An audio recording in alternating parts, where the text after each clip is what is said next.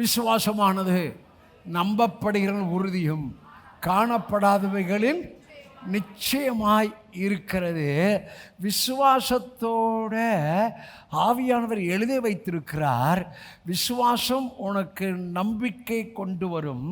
அந்த நம்பிக்கையிலே காணப்படாதவைகளின் சொல்லுங்க, நம்பப்படுகிற உறுதியும் காணப்படாதவைகளின் நிச்சயம். அப்போ இந்த வேதத்தில் எழுதியிருக்கிற ஆசீர்வாதம் எல்லாம் அங்கே ஒரு மொழிபெயர்ப்பில் this is the title deed. அதாவது உங்களுக்கு இது இது இது என்ன என்று சொல்லி சொத்து எழுதி தர்றாங்க பாருங்கள்.